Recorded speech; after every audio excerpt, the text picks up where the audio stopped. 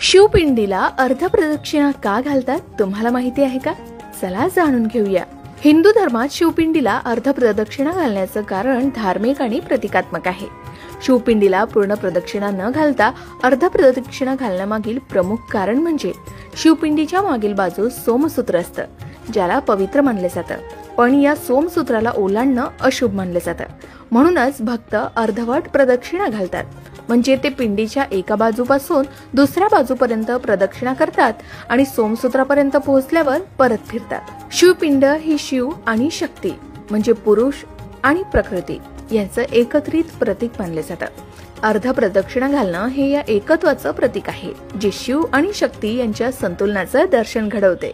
शिवाय काही पौराणिक कथेनुसार शिवपिंडीला पूर्ण प्रदक्षिणा घालणं म्हणजे शिवाच्या संपूर्ण शक्तीला आव्हान देण्यासारखं आहे, जे भक्तांसाठी योग्य मानले जात नाही, आणि त्यामुळेच अर्धप्रदक्षिणा घालण्याची प्रथा आहे। पण ही अर्धप्रदक्षिणा कशी घालावी? तर शिवपिंडीला डाव्या बाजूने प्रदक्षिणा सुरू करावी आणि सोमसूत्रापर्यंत पोहोचल्यावर थांबावं। त्यानंतर मागे फिरून पुन्हा उजव्या बाजूने परत यावं। प्रदक्षिणा घालताना मनात शिवाचं ध्यान करावं आणि मंत्रजाप करावा। ओम नमः शिवाय। ही प्रथा स्थानिक परंपरा आणि मंदिरांच्या नियमांवर अवलंबून असू शकते। काही ठिकाणी पूर्ण प्रदक्षिणा घालण्याची ही परवानगी असते, पण जर तुम्हाला मंदिरातील विशिष्ट नियमांबद्दल काही शंका आल्यास तिथल्या पुजाऱ्यांचा सल्ला नक्की घ्यावा। याबद्दल तुम्हाला काय वाटतं? कमेंट करून नक्की सांगा।